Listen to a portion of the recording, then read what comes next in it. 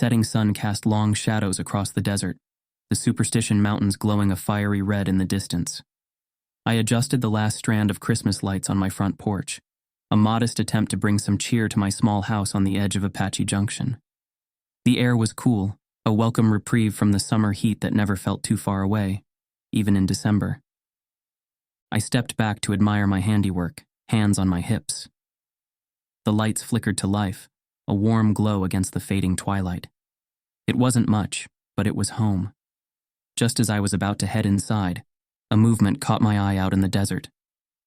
At first I thought it was a coyote, but then I saw the figure. A man, stumbling awkwardly across the rocky terrain. He was dressed, strangely, and he wasn't wearing any shoes. "What the hell?" I muttered, narrowing my eyes. I debated ignoring him. This wasn't exactly a place where people wandered aimlessly. It wasn't safe, especially not barefoot and dressed like he'd just stepped out of a history book. Against my better judgment, I grabbed my flashlight and headed toward him. The man froze, his head snapping in my direction. For a moment, I thought he might run, but instead, he staggered toward me. As he got closer, I could see his face, young, maybe late teens, with sharp features and wide blue eyes filled with a mix of fear and confusion. His hair was a mess of brown, damp with sweat. "Bitte, helfen Sie mir," he said. The words sounded like German, though I couldn't be sure. He reached for me, his hands shaking. I don't speak German," I said cautiously. "Are you lost? Hurt?" He shook his head, then nodded, then touched his chest. Mine, he stammered, his accent thick. "Father is taught. Mine." I blinked. "You're mine? Like, you're yourself now? Your own person?"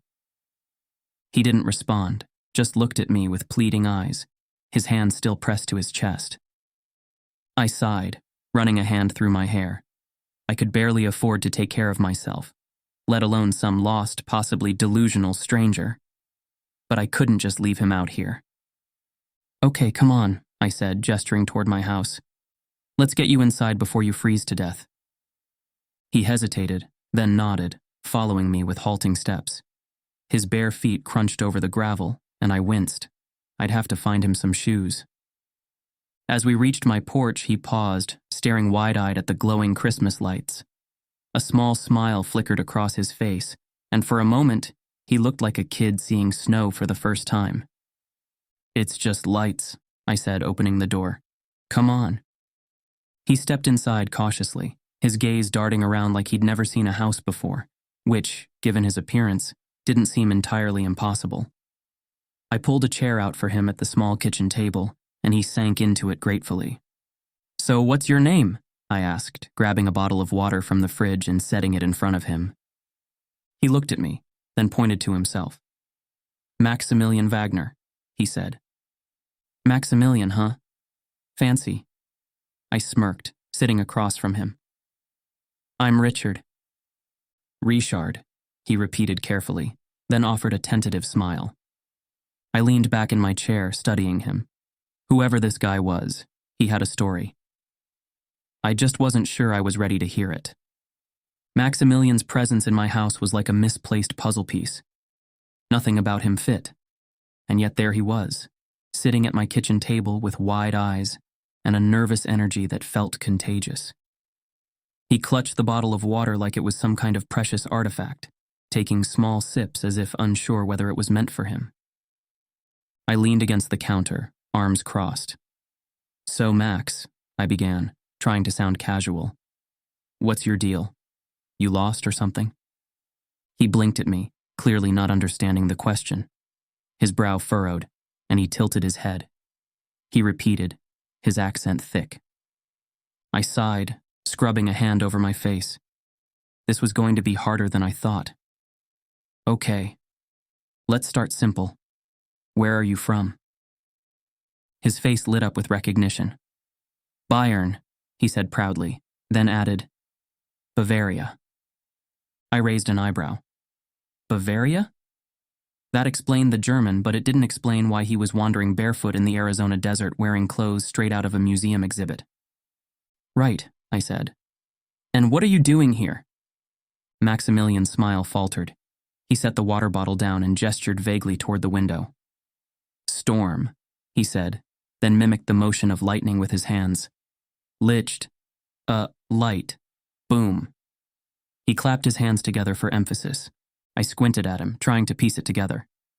A lightning storm? Yeah, lightning, he said, nodding enthusiastically. And what, you got lost in the storm?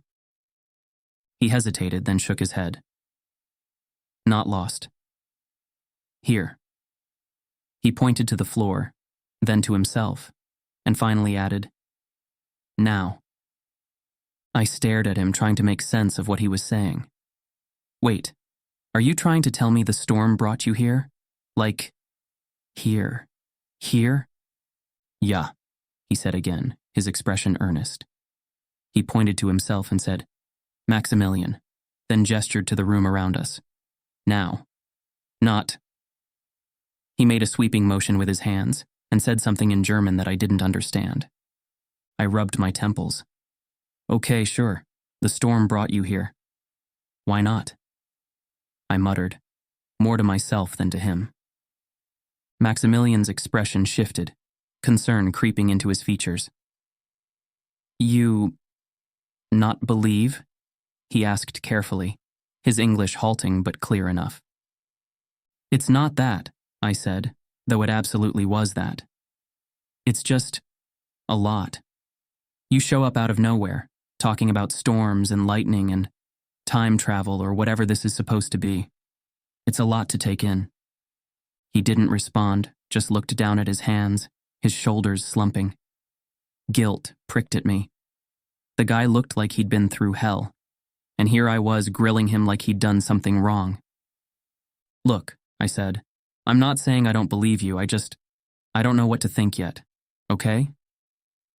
He glanced up at me, his blue eyes hopeful. Okay, he said. Good.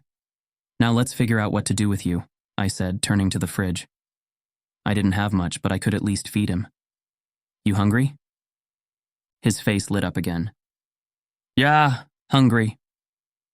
I chuckled, pulling out a plate of leftover tamales. They weren't exactly Bavarian cuisine, but they'd have to do. I heated them up in the microwave, and Max watched the machine with a mix of awe and apprehension, like he expected it to explode.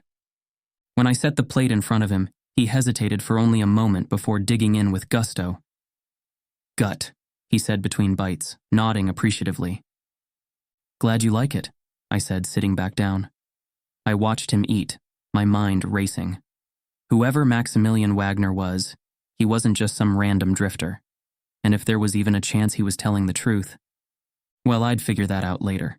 For now, I just needed to make sure he didn't disappear into the night like some kind of mirage. So, Max, I said after a while, what's next? He looked up at me, his expression earnest once more. I find...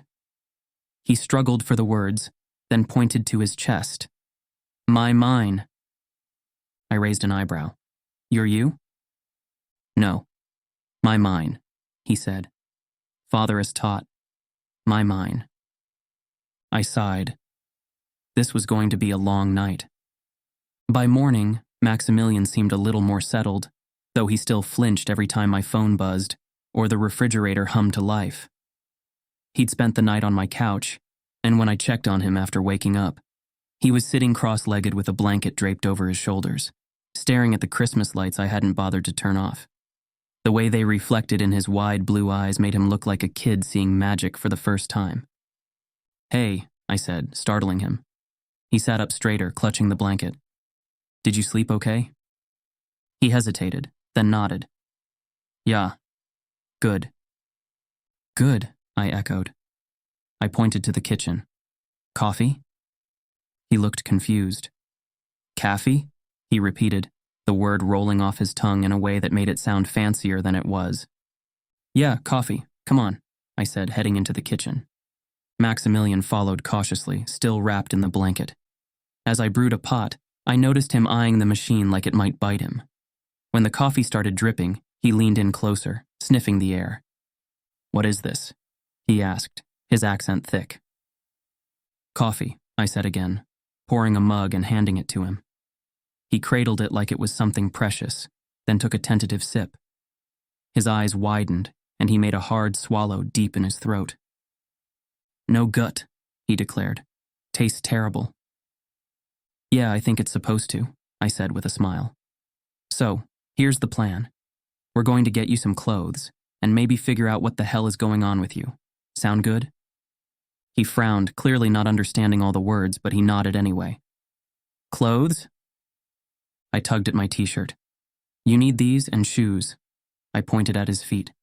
He glanced down at his bare toes and wiggled them, then looked back up at me with a sheepish smile. "Yeah, clothes." The thrift store was only a few miles away, but getting there felt like an ordeal. First, getting him in an old pair of sandals and a hoodie was a task, but the car ride. Shit. Maximilian sat stiffly in the passenger seat of my beat-up truck, holding my arm as if we might plummet off a cliff at any moment. We never even left my part of town. When I turned on the radio, he jumped, his head whipping around to find the source of the music. "Relax," I said, trying not to laugh. "It's just the radio." He nodded, though his grip on the arm didn't loosen. I didn't mind. I actually enjoyed the touch. It had been too long since I've had a hookup, let alone anyone touch me with this much need. At the thrift store, Max's reaction to the racks of clothes was a mix of fascination and confusion. He ran his hands over fabrics, inspecting tags and buttons like they were alien artifacts. I grabbed a few basic items in his size, jeans, a couple of t-shirts, and a pair of sneakers, and shoved them into his arms. "Here, try these on," I said, pointing toward the dressing rooms. Max stared at me blankly. "Put them on," I repeated, gesturing to the clothes, then to his body. Realization dawned, and he nodded. A few minutes later, he emerged from the dressing room wearing the jeans and a plain gray shirt. The fit wasn't perfect, but it was a hell of a lot better than the ragged clothes he'd shown up in. "Well?" I asked, gesturing for him to spin. He turned slowly, looking down at himself. "Good?" he asked, clearly seeking approval. "Good," I agreed. On the drive back, I stopped at a small thrift shop that sold books, hoping to find something that might help us bridge the language gap. I found a dusty German-English dictionary and handed it to Max. "Here," I said. "This might help." He flipped through the pages, his eyes lighting up. "Buch," he murmured, running his fingers over the text. "Yeah, book," I said, pointing to the word in the dictionary. "Book." He repeated the word, smiling. By the time we got home, Max was sitting cross-legged on the couch, the dictionary open in his lap. He pointed to words and practiced their English equivalents, his brow furrowed in concentration. Every so often, he'd glance at me and repeat a word, waiting for my nod of approval. "Storm," he said, his voice breaking the silence. He pointed to the word in the dictionary, then to himself. "Storm, lightning, boom." I sat down across from him. "Yeah, you mentioned that. The storm brought you here?" "Yeah," he said. He pointed to the word time in the dictionary, then gestured to me and the room around us. "Time. Now." I stared at him, my skepticism warring with the earnestness in his eyes. Could he really be telling the truth? It seemed impossible, but so did everything else about him. "Okay," I said finally. "Let's say I believe you. You're from the past, and now you're here. What do you want to do about it?" He hesitated, then touched his chest. "My mine," he said. "Father is taught. My mine." I didn't fully know what it meant, but something about the way he said it kept my thinking. Did he live under his father's spell? A life where he wasn't allowed to be himself? Was he not allowed to be his own person? Whatever this was, I had a feeling it was only the beginning. The next few days blurred together as Max, and I settled into a tentative routine. By day, I worked my shifts at the bar while he stayed at my house, poring over the German-English dictionary and asking questions whenever I came home. By night, we'd sit on the porch under the string of Christmas lights, the desert stretching out before us like an endless sea of shadow and sand. He began to rest his head on my shoulder, and I always made sure he knew I wanted it there. Max's English was improving quickly, and though our conversations were still halting and awkward, they began to feel less like an exercise in frustration and more like real connections. "You work," Max said one evening, gesturing toward me. "Every day?" "Not every day," I said, leaning back in my chair. "But a lot, yeah. Being a bartender doesn't exactly pay the big bucks." He tilted his head, clearly not understanding. "Big bucks, money," I explained, pulling a couple of crumpled dollar bills from my pocket and holding them up. "It's hard to make enough of this to live." Max frowned. "Hard? Why?" I let out a bitter laugh, running a hand through my hair. "Where do I start? Rent, food, gas, bills. It all adds up. Most months I'm just scraping by, paycheck to paycheck, you know?" When he didn't respond, I tried a different approach. "Okay, imagine this. You get paid for your work, but as soon as the money comes in, it's already gone. Rent takes one chunk, groceries take another, and by the time you've paid for everything you need, there's nothing left." Max's brows furrowed in thought. "Nothing left?" "Right," I said. "And then something breaks, like your truck or your fridge, and you don't have the money to fix it. So, you either go without or get into debt. It's a cycle." He nodded slowly, his expression serious. "Hard life." Then he looked down at the clothes I bought him at the thrift store. "I'm sorry," he said, pulling softly at his shirt. "Please don't be," I said. "Those didn't cost a lot, and out of all the stupid things I've bought lately, these mean the most. And my life, well, it's not all bad. I like my job, and I've got this place. It's small, but it's mine. And I get to sit out here and look at this view." I gestured toward the desert, where the stars were just beginning to appear in the deepening twilight. Max followed my gaze, a small smile tugging at his lips. "Beautiful." Then he looked me in the eyes before gently touching my cheek and saying the word again. "Beautiful." "Yeah," I agreed, looking back into his eyes. The next morning, I decided to take Max out for a hike. He'd been cooped up in the house for days, and I figured a bit of fresh air would do him good. We packed a couple of bottles of water and some sandwiches, and I drove us to Usury Pass. Max was quiet during the drive, his gaze fixed on the horizon. When we reached the trail, he stepped out of the truck and took a deep breath, his shoulders relaxing for the first time since I'd met him. "This way," I said, leading him up the path. The trail wound through scrub brush and cacti, the Superstition Mountains looming in the near distance like ancient sentinels. The air was crisp and dry, the kind of cold that made you appreciate the sun's warmth. Max seemed fascinated by everything, from the way the light played on the rocks to the scurrying of a jackrabbit in the distance. He pointed out things I'd long since stopped noticing: a twisted tree, a cluster of vibrant red flowers, the patterns of lichen on a boulder. His wonder was infectious, and I found myself seeing the desert through his eyes. After a while, we stopped at a clearing to eat. Max sat cross-legged on a flat rock, devouring his sandwich with a kind of single-minded focus that made me chuckle. "You like it?" I asked. He nodded enthusiastically. "Gut. Very gut. Lots of money, I imagine." "Glad you like it," I said, taking a bite of my own sandwich. "And no, this is actually considered a cheaper way of eating." As we ate, I found myself opening up to him. I told him about growing up on the reservation, about my dad, and about moving to Apache Junction after he passed. I told him how I'd fallen into bartending and how, despite everything, I'd made a life for myself here. Max listened intently, his blue eyes never leaving mine. When I finished, he reached out and placed a hand on my arm. "You strong," he said simply. I blinked, caught off guard by the sincerity in his voice. "Thanks," I said. For a moment, we just sat there, the desert stretching out around us in all its quiet majesty. It was one of those rare, perfect moments where everything felt right, even if I didn't understand why. And for the first time since Max had shown up, I felt like maybe, just maybe, we were exactly where we were supposed to be. Over the following days, Max and I grew more comfortable in each other's presence. Despite the language barrier, we found ways to communicate through gestures, expressions, and the growing vocabulary he was picking up. It amazed me how quickly he learned. His curiosity seemed boundless. One evening, after another shift at the bar, I came home to find Max sitting at the kitchen table, meticulously sketching something on a piece of paper.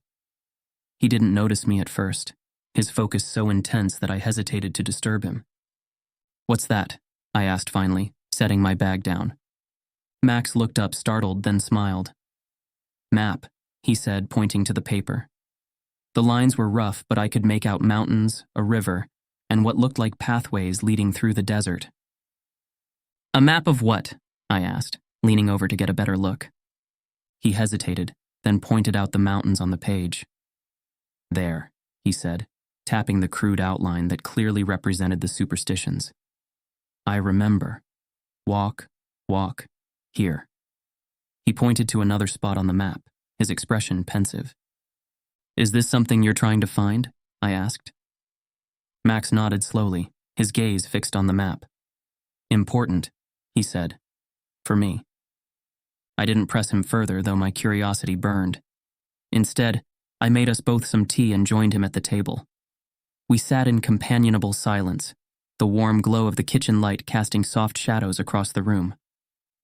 The next morning, I woke up to the sound of Max moving around the house. He'd been restless since drawing the map, and I figured he'd want to go exploring again. I wasn't entirely sure why I kept indulging him. Maybe it was the way his face lit up when we stepped out into the desert, or the way he seemed so certain of where he was going, even if the destination remained a mystery to me. "Ready?" I asked as I grabbed my jacket and the backpack we'd used the last time. Max nodded eagerly, already waiting by the door with his boots laced up and a determined look on his face. We drove out to the same trailhead as before, the morning sun casting long shadows across the landscape.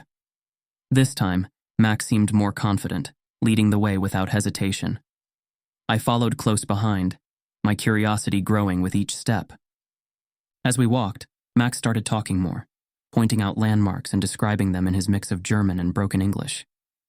He seemed to be piecing a puzzle together, and I couldn't help but be drawn into his excitement. At one point, he stopped abruptly and crouched down, brushing away the dirt to reveal a weathered rock with strange markings on it. "Look," he said, his eyes painted in awe. I crouched beside him, running my fingers over the carvings. They were faint but distinct, spiraling patterns that seemed too deliberate to be natural. "What is this?" I asked, glancing at Max. He shook his head, his expression thoughtful. "Old," he said simply. We continued on. By the time the sun was high overhead, we'd reached another clearing. Max stopped again, his eyes scanning the landscape with a mixture of anticipation and frustration. "Here," he said finally, though his tone was uncertain. I didn't know where we were exactly, or why we were there. The clearing was unremarkable, surrounded by jagged rocks and scrub brush. Max nodded, though his gaze remained fixed on the horizon. Trees, brush, cactus, all very different, but rocks all still the same. I didn't know what to say. Part of me was stalled in confusion, but another part that had grown to trust him would show him nothing but infinite patience. "Okay," I said finally. "What are we doing here?" "Help me look," he said. So I did. We spent the next hour combing through the area, searching for anything that might explain why Max felt drawn to this spot. We didn't find much, just more rocks, sand, and the occasional lizard darting away from our footsteps. But Max didn't seem discouraged. If anything, he looked more determined than ever.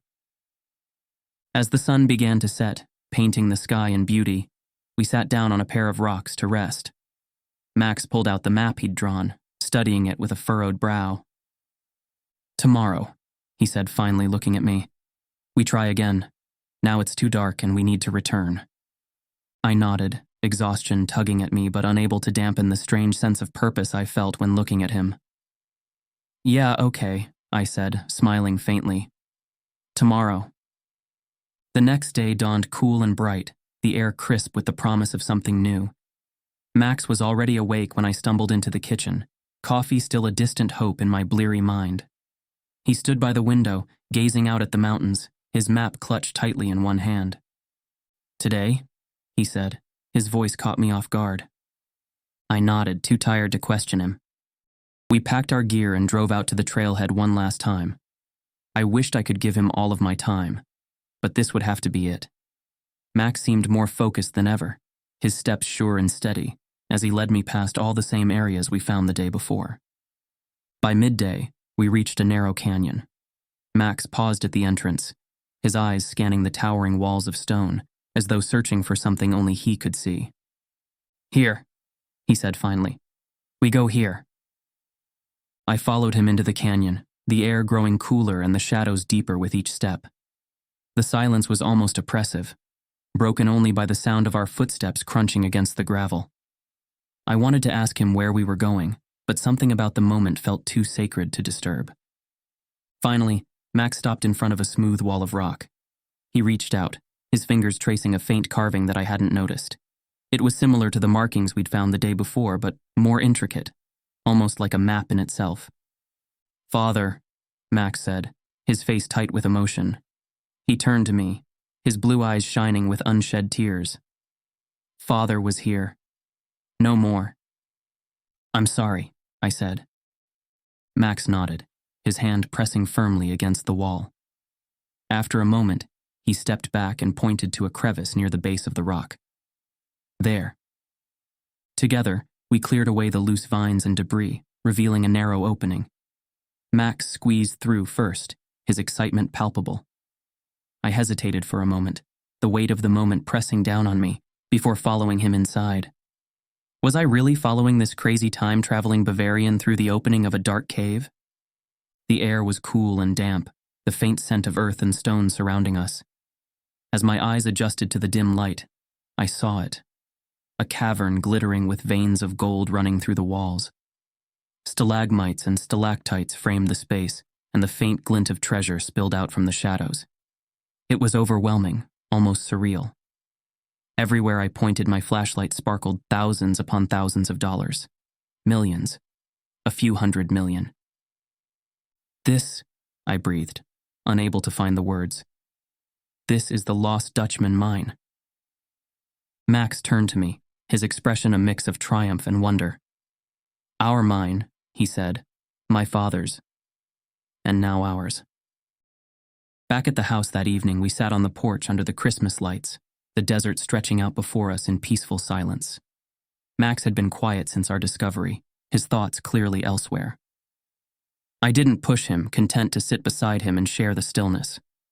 Finally, he spoke. "Richard?" "Yeah?" I turned to look at him, surprised by the softness on his face. "Thank you," he said, his English more confident now. "For everything. For help. For staying." I felt a lump rise in my throat and I looked away, focusing on the horizon where the first stars were beginning to appear. "You don't have to thank me. You've done just as much for me, you know." Max tilted his head, clearly puzzled. "I've been alone for a long time," I explained. "Losing my dad, moving here, it's been hard. But you've reminded me what it's like to care about someone, to let someone in." Max's expression softened, and he reached out to take my hand. "Not alone now," he said simply. "No," I agreed. "Not alone now." As we sat there, our fingers intertwined, the desert seemed to hold its breath, the quiet hum of life around us a gentle reminder that the world keeps turning, no matter what. And for the first time in a long time, I felt like I was exactly where I was meant to be. Max leaned his head against my shoulder, and I closed my eyes, letting the warmth of his presence wash over me. In the coming days, we would have to figure out how we were going to do this, how we were going to extract this treasure so as not to alert the powers that be. Maximilian Wagner wasn't exactly a legitimate claimant, and I knew my claim would be very thin and full of challenges. I guess it didn't matter, as long as we could continue to operate on the outskirts of everyone else, just like we already had been. I looked into his beautiful blue eyes. "Merry Christmas, Max," I said. He smiled, Merry Christmas, Richard. And in that moment, surrounded by the endless expanse of desert and the soft glow of Christmas lights, I knew it was going to be an amazing new year, too.